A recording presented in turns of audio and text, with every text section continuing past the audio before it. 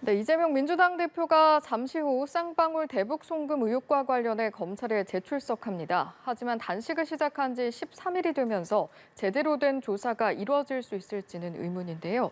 오늘의 정치권 이슈들 고성국 정치평론가 전병헌 전 청와대 정무수석 두 분과 함께 짚어보겠습니다. 어서 오십시오. 안녕하십니까? 안녕하십니까. 반갑습니다. 자, 이재명 대표 잠시 후죠. 1시 30분이 이제 출석 시간인데 그보다 10분 일찍 이제 와서 1시 20분에 출석을 해서 조사를 받게 될 것으로 이제 일단 예상이 되고 있는 상황입니다.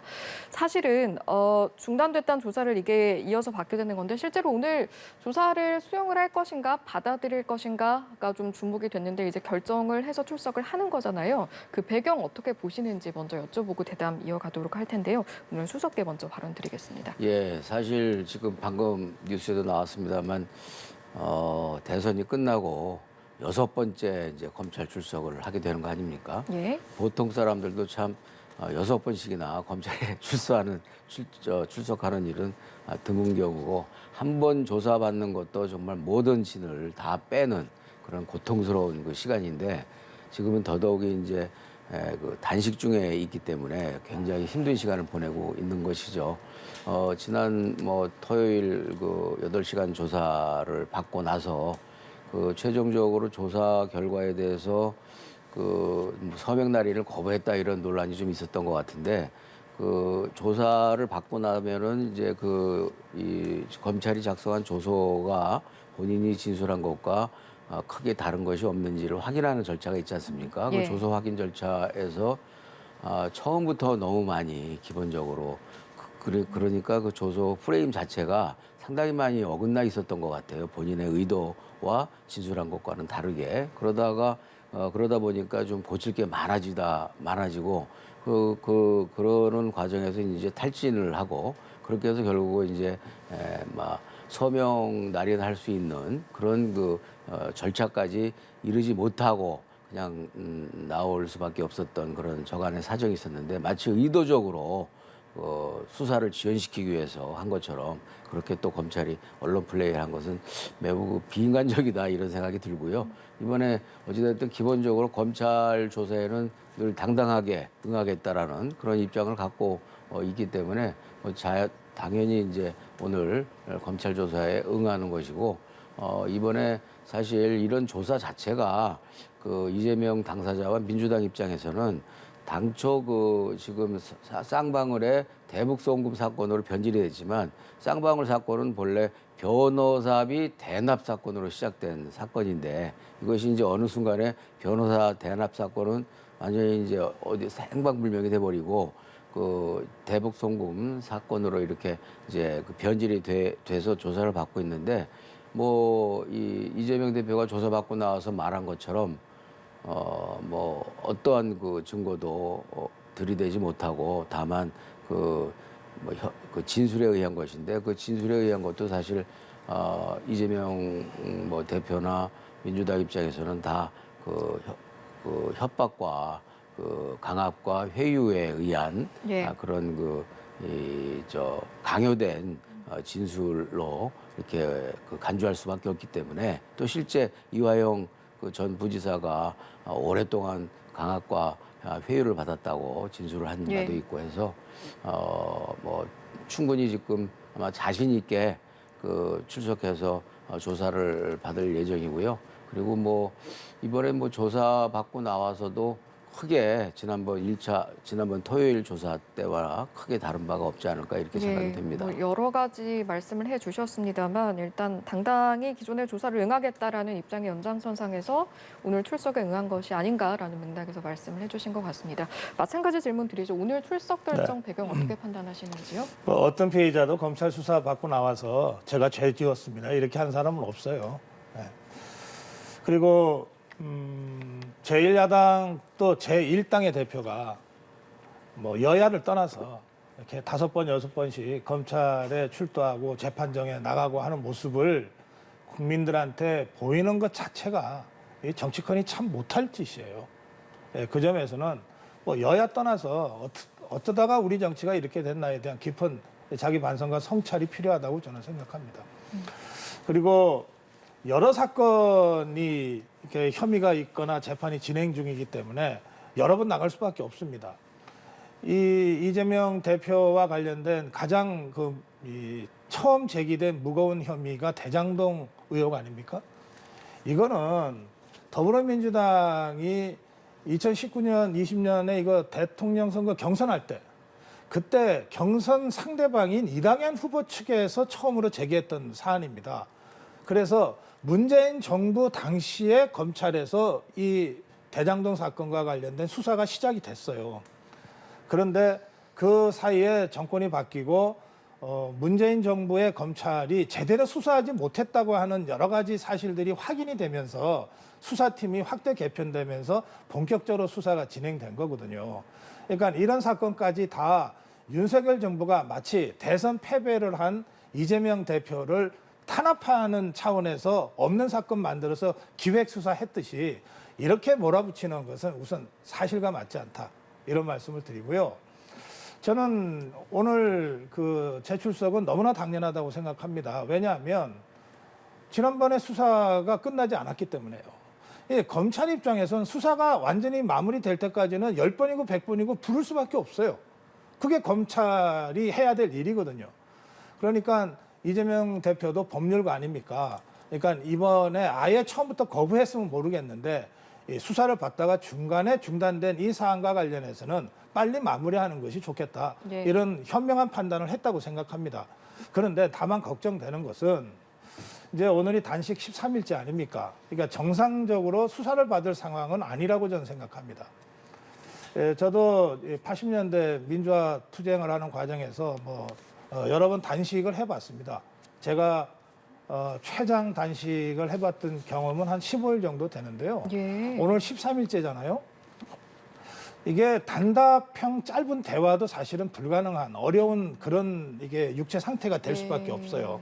그러니까 이재명 대표가 특별히 정신력이 강한 사람이라 하더라도 몸 자체가 지금 그렇게 안 듣게 돼 있거든요. 그래서 저는 오늘 출석은 한다고 하니까 검찰에 나간다고 하니까 지난번 9일날 사실은 질문 답변은 다 있었고 그것을 2시간 반 동안 신문조서를 열람하다가 날인을 안 하고 왔잖아요.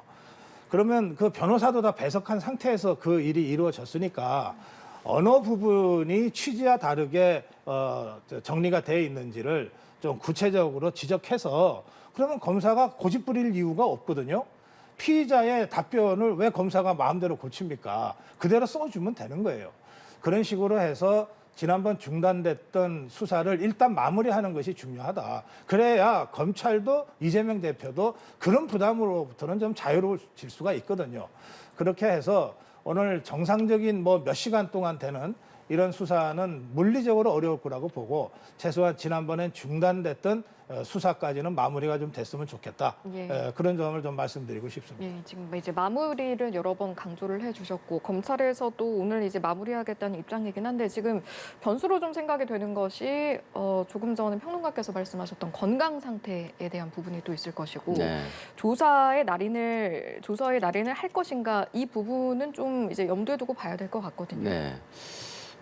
사실 우선 가장 힘든 사람은 조사를 받는 이재명 대표가 가장 힘들 것이고 또 단식도 이재명 대표 당사자가 지금 13일째 하고 있기 때문에 조사를 빨리 끝내고 싶은 사람은 누구보다도 당사자일 것 같아요. 예. 그런 점에 있어서 이 조사를 지연시킨다, 늦춘다 이런 이야기는 너무 지금 여러 가지 현실적 상황에서 볼 때는 너무 좀 잔인하고 가혹한 그런 음해성, 정치적 공격이 아닌가 이런 생각이 들고요. 그래서 정치권에서 특히 또 여당이나 검찰 쪽에서도 그런 일들은 좀 없었으면 좋겠다라는 말씀 먼저 드리고요. 그리고 검사 입장에서도 못할 짓이라고 생각할 거예요. 본인들도 이렇게 단식을 13일째 하고 있는 사람을 2번씩이나 불러서 말할 힘도 제대로 없는 사람을 상대로 해서 조사를 하자니 담당 검사도 매우 곤혹스러울 것 같은데 어찌됐든 이번에는 좀 서로가 지금 말씀하신 대로 예. 효율적으로 좀 접근을 해서 날인까지 하는 그 조사가 마무리될 수 있었으면 좋겠고요. 다만 지금 대장동 말씀을 하셨지만 대장동 관련해서도 엄청나게 떠들고 조사를 여러 번 받았지만 그리고 뭐 그 검찰 쪽이나 정부 쪽에서 뭐 법무장관 쪽에서 뭐 증거가 차고 넘친다라는 이야기를 여러 차례 했는데 지금 대장동 1심 재판이 거의 끝나가고 있거든요. 그런데 대장동 재판 1심이 끝나가는 시기에도 불구하고 결정적인 증거를 제대로 하나도 못 내고 있어서 이제 지금 당사자들 입장에서 그럼 2심 때 그 차고 넘친다던 증거를 낼 것이냐라고 항변을 하고 있을 정도여서 참 그 검찰의 그 수사가 너무 과잉 수사 아닌가 이제 이런 원망 내지는 지적을 하고 있는 것이고요. 이번 지금 쌍방울 그 사건 문제도 1차 조사받고 나온 입장에서 볼 때는 뭐 증거는 하나도 없고 오직 그 진술에 의존해서 조사를 하고 있으니까 조사를 받는 당사자 입장에서는 답답하고 억울한 심정은 이루 말할 수가 없겠죠. 어찌됐든 이번 출석으로 쌍방울 사건과 관련된 조사는 꼭 마무리가 됐으면 좋겠습니다. 저도. 예.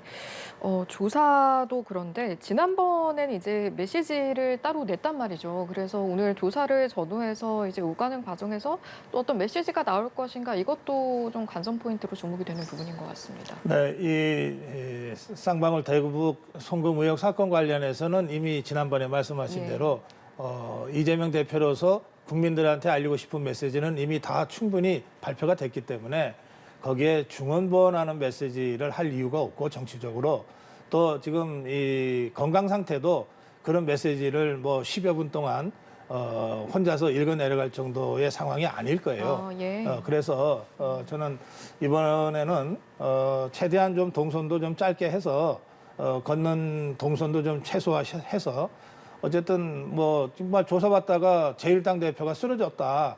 이거는 이 검찰이나 이재명 대표나 이게 다 이건 피해야 될 일입니다. 그래서 저는 최소화했으면 좋겠고요. 이제 문제는 이런 거예요. 이게 오늘로 그러면은 수사가 마무리되면 단식도 마무리되는 거냐? 그거 아니잖아요. 이게 단식은 제가 이재명 대표가 단식 하던 날부터 제가 여러 차례 공개적으로 말씀드렸는데 단식은 시작하기는 정말 쉬운데 그냥 혼자 밥 굶기 시작하면 단식이 되는 거니까 끝나는 거는 정말 어렵다. 그래서 단식을 할 때는 분명한 대의 명분 그리고 구체적인 요구가 있어야 된다. 그래야 단식은 누군가를 상대로 해서 투쟁하는 거거든요. 지금 건강 단식하는 게 아니잖아요. 윤석열 정부와 집권 세력을 향해서 이재명 대표가 이렇게도 해보고 저렇게도 해봤는데 안 되니까 마지막 수단으로 이거라도 하겠다고 단식 투쟁을 한 것 아니겠어요? 그러면 그 윤석열 대통령이나 윤석열 정부나 집권당에 대해서 구체적인 요구 조건을 내걸고 단식을 해야 대통령이나 집권 세력 입장에서도 이런 요구 조건을 걸었는데 이거 우리가 들어줄 수 있는 게 이 중에 뭐가 있냐? 뭐 이거는 좀 들어줄 수 있지 않냐? 이렇게 고민이 시작되는 거예요. 그 이야기가 오늘 메시지로 그러니까. 나올 가능성은요? 저는 오늘 저는 그런 메시지도 나올 상황이 아니라고 봅니다. 검찰한테 가서 그 메시지를 던질 일은 아니고 이번 이 수사는 오늘 어쨌든 좀 마무리가 될 건데 이 단식 정국이라고 하는 것은 여전히 계속될 거다. 이것이 좀 답답하다 이 말씀이에요. 예. 그러면 뭐 메시지를 낼 것인가에 대한 부분도 이제 어떻게 생각하시는지 궁금하긴 하지만 앞서 이제 단식이 언제까지 이어질 것인가라는 화두를 던져주셨으니까 지금 보면 민주당 내부에서도 뭐 당 중진 포함해서 권양숙 여사까지 이제 걱정된다, 우려의 목소리 이제 중단했으면 좋겠다라는 목소리 내고 있잖아요. 네. 언제까지 좀 지속이 될까요? 글쎄요, 그 이재명 대표가 뭐 결기가 대단한 분이니까 쉽게 지금 단식이 중단되지 않을 것으로 보여지기 때문에 민주당 내와 그리고 민주당 주변에 있는 그 여러 어르신들 그리고 고모님들이 많은 걱정을 하고 있는 상태죠. 근데 지금 그래도 지금 우리 고 박사님도 말씀을 하셨지만 단식을 하게 되면 어느 정도의 과정에서는 이제 상대방 즉 그 정부 여당도 어느 정도 좀 반응을 하려는 노력을 보이고 좀 반응은 아니더라도 최소한 그 단식 중단을 인간적으로 설득하는 모습이라도 보이는 것이 이제까지 정치권에서의 그 단식의 그 일종의 그 최소한의 도리이자 그 예의였다고 생각이 돼요. 그리고 한 번도 그렇게 하지 않은 적이 없는데 그 이번에는 지금 뭐 이정현 오죽하면 이정현 그 전 당대표가 예. 여권이 좀 나서서 중단을 시키는 노력을 해라라는 얘기를 할 정도니까 그런데 한 번도 지금 오히려 뭐 정부 인사나 또는 그 여당 인사나 대통령실에서나 완전히 외면하고 오히려 그 여당에서는 그 단식에 대해서 그 오히려 휘하화하고 비꼬고 그리고 뭐 입만 열면 방탄하면서 방탄용이라고 이렇게 그 공격을 해 되니까 오히려 이 단식 정국을 더욱더 악화시키는 일만 하고 있는 거죠. 근데 지금 말씀하신 것처럼 이게 정치도 사람이 하는 것이어서 아무리 이제 정쟁도 있고 각각 정파적인 이익도 있다고 하지만 최소한의 인간적인 그런 그 말하자면 예의와 도리 이런 것들은 좀 가지고서 대응을 좀 여당도 했으면 좋겠다 이런 생각을 합니다. 예. 그 예를 들어서 그 예전에 뭐 몇 년 전입니다. 그 김성태 국민의힘 쪽의 원내대표가 드루킹 특검을 요구하면서 단식에 들어갔거든요. 그 9일 동안 했는데 10일째 이제 병원에 갔습니다만 그때는 요구가 아주 분명하고 구체적이잖아요. 그러니까 당시에 그 집권당이었던 더불어민주당 쪽에서 드루킹 특검을 받았어요. 물론 이제 받으면서 또 협상이 왔다 갔다 했습니다만 일단 그래서 단식 문제가 풀어졌거든요. 이런 식으로 단식 투쟁이라고 하는 것은 그 목숨을 걸고 극한적으로 하는 것이기 때문에 그 마무리를 언젠가는 해야 되는 겁니다. 이걸 단식 투쟁을 마무리 안 하고 끝까지 가면은 죽는 것밖에 없어요. 실제로 세계 역사에는 단식을 끝까지 갔다가 죽었던 사람들도 있습니다. 북아일랜드 독립군 같은 사람들이요. 자, 뭐 그런 극단적인 사례를 제가 예로 들어서 죄송합니다만 지금 우리는 그런 상황 아니잖아요. 그런데 이번에 이재명 대표가 단식을 하면서 내건 그 투쟁 목표와 이유 명분이 있잖아요. 이게 윤석열 정권이 민주주의를 훼손하고 전체주의 독재를 하고 있다고 하면서 단식에 들어갔거든요. 뭐 표현은 약간 다르게 했습니다만 그런 취지로 단식을 했습니다. 그래서 구체적으로 1, 2, 3, 4를 요구한 게 아니에요. 그러니까 이재명 대표의 그 단식을 중단하려면 그 요구를 들어줘야 된다는 얘기인데 그 요구를 들어주려면 쉽게 말해서 윤석열 대통령이 하야라도 해야 지금 이게 되는 상황이 돼버린 거예요. 그러니까 이재명 대표의 단식의 요구가 매우 추상적이고 그리고 현실 실현 불가능한 얘기고 그리고 정부 여당 입장에서는 대화 자체의 여지가 없는 주장을 하고 단식을 시작했거든요. 그러니까 대통령실에서 반응을 보일 수가 없어요. 그리고 이제 국민의힘은 정당이니까 좀 다르죠. 그런데 이제 국민의힘 입장에서도 이런 겁니다. 이재명 대표의 더불어민주당이 국회에서는 압도적 다수당인데 그래서 하려고만 한다면 사실은 국회에서는 뭐든지 할 수 있는 그런 정당인데 그리고 그동안 지난 3년 동안 꼭 해야 되겠다고 생각하는 거는 뭐든지 다 했는데 패스트 트랙까지 다 무력화시켜가면서 다 했는데 갑자기 지금 와서 아무것도 할 수 없는 마지막 수단인 것처럼 단식 투쟁을 딱 들고 나오니까 국민의힘 입장에서도 이 사람이 정말로 뭘 위해서 하는지가 전혀 이게 설명이 안 되는 거예요. 그렇다고 더불어민주당에서 사실은 이런 속도시 있어 라고 설명해 주지도 않잖아요. 그러니까 국민의힘도 단식이 계속되는 것은 말려야 되겠다고는 생각하지만 뭘 어떻게 어떤 접점을 갖고 대화를 시작해야 될지가 막막한 상태인 겁니다. 윤재욱 원내대표가 글쎄 이대로 그냥 가서는 안 되겠는데 이거 뭘 어떻게 해야 될지 잘 모르겠다 이런 취지의 발언을 하잖아요. 저는 그 점에 있어서는 일방적으로 지금 국민의힘이 아무것도 안 하고 있다. 대통령실이 아무것도 안 하고 있다. 이렇게 비난할 상황은 아니다. 저는 그렇게 생각합니다. 지금 윤재욱 뭐 대표도 오늘에서야 이제 뭐 이렇게 좀 한번 이거 어떻게 해야 될지 모르겠다라는 정도였지. 그동안은 계속 명분 없는 단식이고 그 방탄용 단식이다 이렇게 그 잔인한 그런 이 공격을 해댔죠. 그리고 지금 뭐 명확한 게 아니다라고 하는데 뭐 구체적으로 얘기를 드리면 기본적으로 개각을 통해서 국정쇄신을 해라. 그리고 그는 국정쇄신을 통해서 이제까지 일방 통행식 그 국정 운영에 대해서 좀 그 야당과 대화도 하고 국민의 그 생각도 좀 고려하면서 그렇게 통합적으로 좀 국정을 운영했으면 좋겠다라는 그런 뭐 주장을 지금 일차적으로 내세웠고, 그리고 국민 대다수가 지금 걱정하고 반대하고 있는 일본 원전 오염수와 관련해서 일본에 대해서 확실하게 할 말을 좀 제대로 하고 협상을 좀 다시 할 필요가 있다라는 그런 제안을 지금 하고 있는 것이죠. 그리고 민주당이 패스트트랙으로 뭐 하고 싶은 거 다 해왔고 할 수 있다 이런 이제 말씀하셨는데, 민주당이 그동안 패스트트랙을 몇 번 해봤지만 그 대통령의 그 거부권이라는 게 있기 때문에 거부권으로 다 좌절됐단 말이에요. 그래서 의회에서는 아무리 입법을 해댄들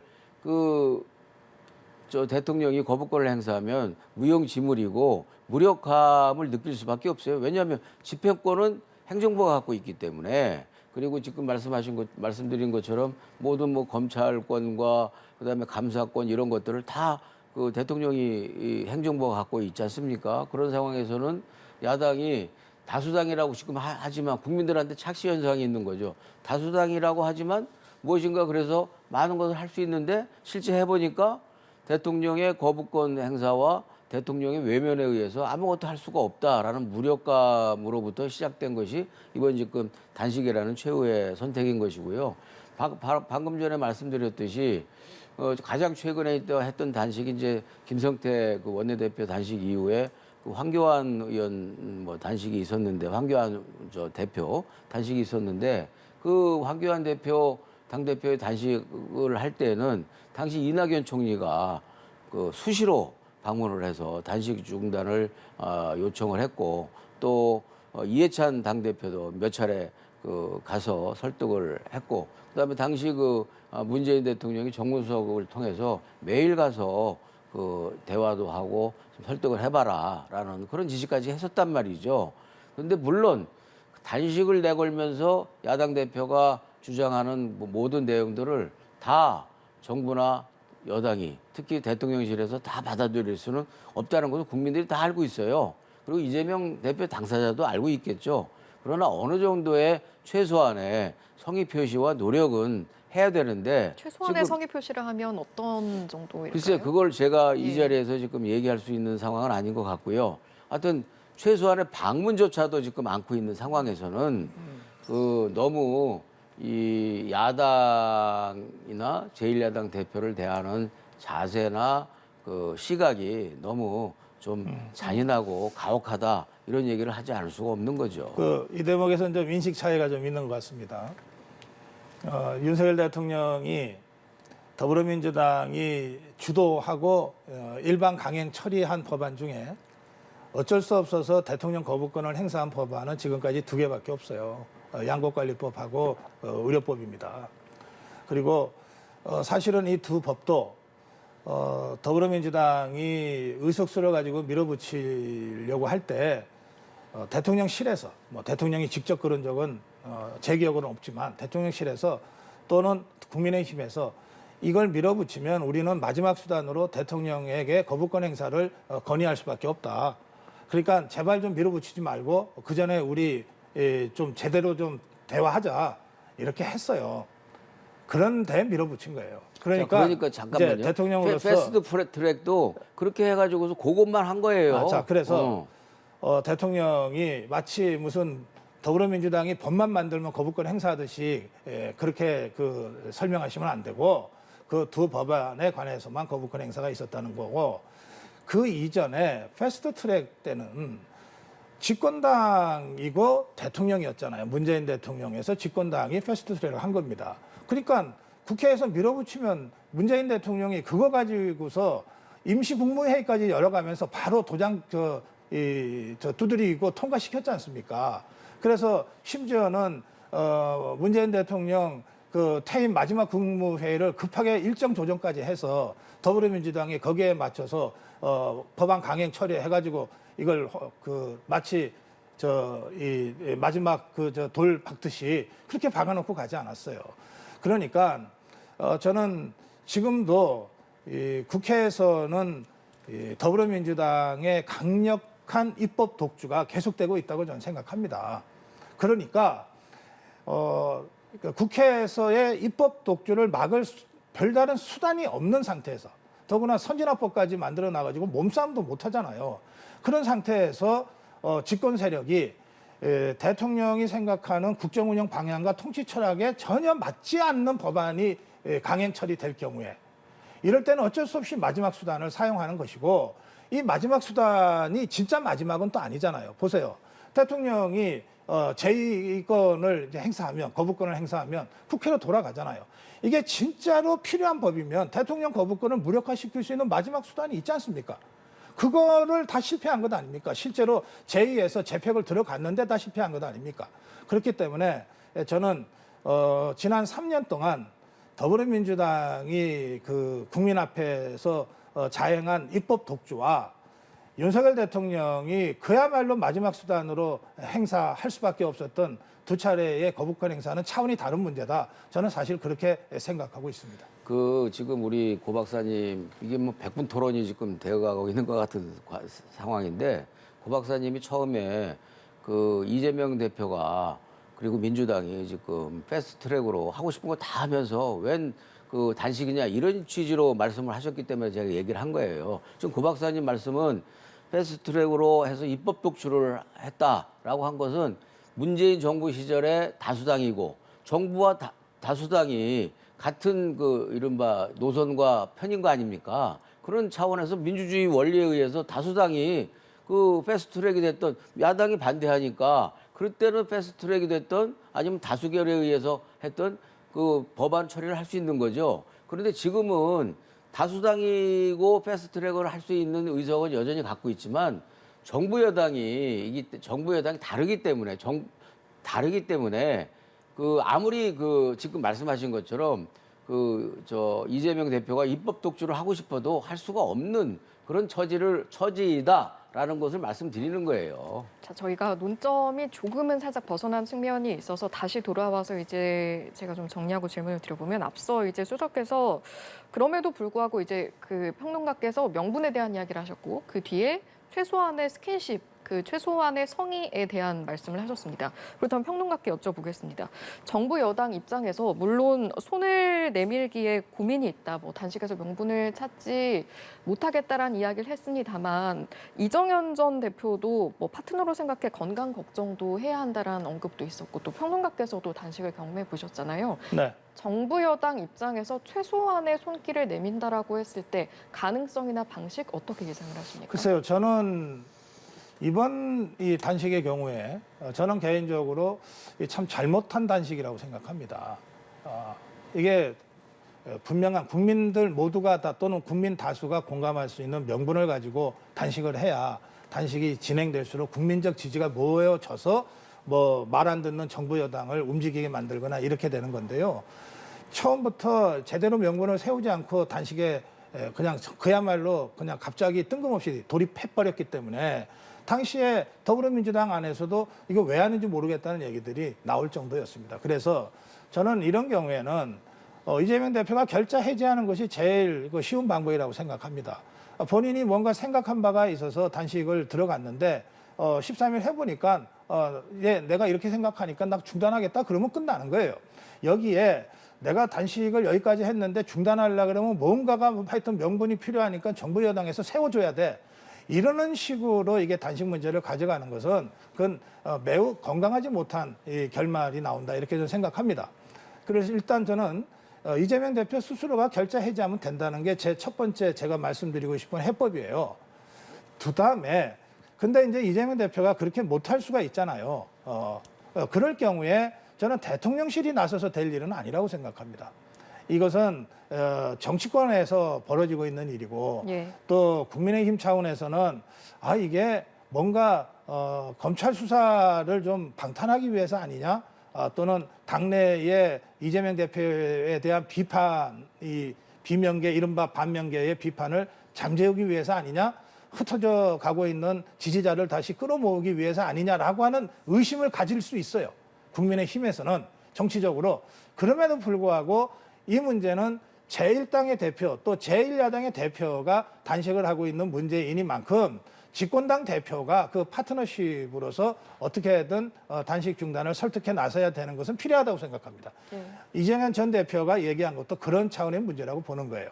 이 문제 때문에 뭔가 대통령실에서 지금까지 생각하지 않았던 무슨 선물 같은 거를 급하게 만든다든지 이거는 국정이 희화화되는 겁니다. 저는 그래서 이재명 대표 스스로 결자 해지 차원으로 중단할 것을 저는 우선 제안하고 싶고요.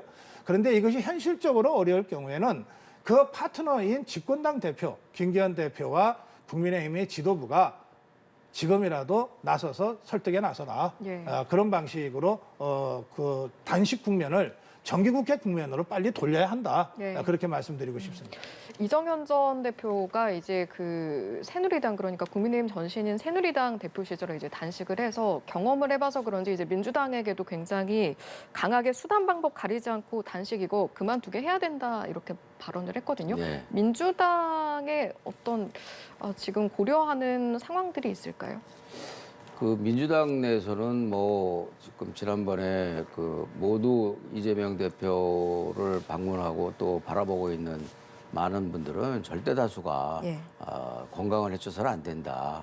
그 정치도 그 살자고 하는 짓이고 그런데 그 지금 말씀하신 것처럼 그 건강에 결정적인 영향을 줄 때까지 단식을 지속하는 것은 바람직스럽지 않다고 다들 생각을 하고 있는 거죠. 그래서 다들 지금 만류를 하고 있는 상황인데 그럼에도 불구하고 제가 말씀드리고 싶은 것은 무슨 대통령실에 동정하듯이 구걸하듯이 대통령실에서 무슨 해법을 내놔라 기대하지도 않고 해법을 내놓을 그런 분위기도 아니고 그런 입장도 아니라고 생각을 합니다.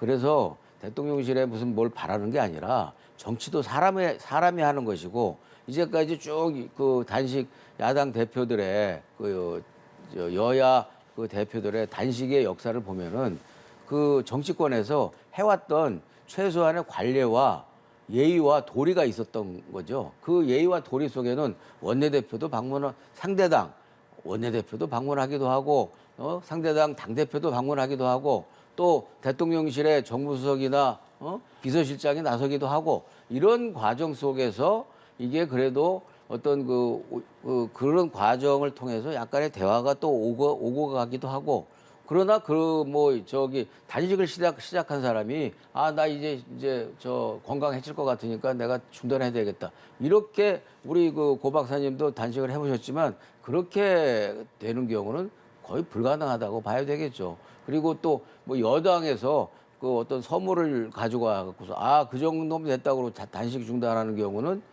없죠. 근데 1990년 그 김대중 대통령의 13일간의 단식은 지방자치 실시라는 예. 그런 아주 매우 중대한 민주주의에서 중대한 결실을 따낸 그런 효과도 있긴 했었지만 예. 그럼에도 불구하고 지금 현재의 정부나 여당의 이제까지의 가혹하고 참혹하고 잔인하고 무자비한 그런 이 대응을 보면 그런 것들은 난망하고 예. 어찌됐든 내부에서 이재명 대표가 치명적인 그런 건강이 상하지 않도록 하는 노력을 모든 수단은 방법을 가리지 않고 내부에서 노력을 지속해 나가겠죠. 알겠습니다. 저희가 단식 이야기를 좀 길게 해봤는데 사실 이 단식 와중에 어제 오전에 이재명 대표가 발표한 입장문을 낸 내용이 있었습니다. 국방부 장관의 탄핵을 추진하겠다 이 내용이었는데 저희가 뉴스 시작하기에 앞서서 이제 첫머리에 전해드렸습니다만 사의를 표명했다. 국방부 장관이 직접 이 의사를 표명을 했다라는 소식이 들어왔거든요. 네. 어떻게 들으셨는지 한번 여쭤볼게요. 이종섭 장관의 지금 자막에 나가는데요. 안보 공백을 우려해서 사의 표명을 했다 이렇게 돼 있지 않습니까? 지금 네. 무슨 뜻이냐면요. 한 200일 전에 이상민 행안부 장관에 대한 탄핵이 국회에서 의결이 됐습니다. 대통령 탄핵과 달리 장관 국무위원 탄핵은 제적 과반의 과반 찬성으로 아마 결정이 될 겁니다. 그러니까 더불어민주당만 결심을 하면 최적 과반의 과반 찬성으로 탄핵 의결을 해버릴 수가 있어요. 그러면 국회에서 탄핵 의결이 본회의에서 되는 순간 직무정지가 됩니다. 그래서 이상민 장관 직무정지 상태에서 167일간인가 헌재의 최종 판결을 기다리면서 집에 있었어요. 그래서 직무대행인 차관이 그걸 했거든요. 근데 이게 행안부도 사실은 여러 가지 그 국내 행안 질서, 치안, 수재 대책 이런 것과 관련된 굉장히 중요한 부서지만 그래서 장관이 직무대행 상태에서 수재가 났을 때 사실은 좀 더 제대로 대응할 수 있었을 텐데 하는 아쉬움을 우리가 갖게 되지 않습니까? 그런데 그거하고 비교하자면 안보는 말할 수 없이 더 중요한 거죠. 그런데 만약에 지금 이재명 대표가 저렇게 단식 중에 탄핵을 얘기하면 그러면 당 지도부에서 본회의 열어서 진짜 이정숙 국방장관 탄핵 결의를 해버리면 그 순간 국방장관은 직무정지 되거든요. 그 순간 안보 공백이 시작된다라고 이정섭 장관이 생각할 수밖에 없잖아요. 물론 차관이 직무 대행을 하거나 뭔가 있지만 후임을 임명할 수는 없어요. 그러면 그 안보 공백이 자신의 결과적으로 책임 때문에 자신으로부터 비롯됐다고 생각하면 국방장관으로서는 그런 안보 공백이 있기 전에 내가 그럼 사퇴하면 되지 않냐. 이렇게 해서 사의 표명을 했다고 봅니다. 그런데 이런 식으로 하자고 치면 그러면 윤석열 정부의 어떤 국무위원이 버텨낼 수 있겠습니까? 저는 이것은 대통령에 대한 사의 표명이기 때문에 결정은 대통령이 한다고 봅니다만 이런 식으로 국방장관이나 국무위원들의 그 사의가 받아들여져서는 안 된다고 저는 생각합니다. 예, 마찬가지 질문 드리겠습니다. 예, 이번에 국방장관 거취 문제는 지금 온 국민이 다 알듯이 최상병의 참 어이없는 그 사고에 의한 죽음으로 시작이 된 거 아닙니까? 근데 최상병이 억울하지 않도록 모든 것을 명명백백하게 밝히겠다라는 박정훈 대령의 수사 최소한의 그 보고서를 축소, 왜곡, 은폐시키려는 그런 기도가 있었고 그 한가운데 지금 이종섭 국방장관이 있다라고 지금 다 의심받고 있는 거 아닙니까?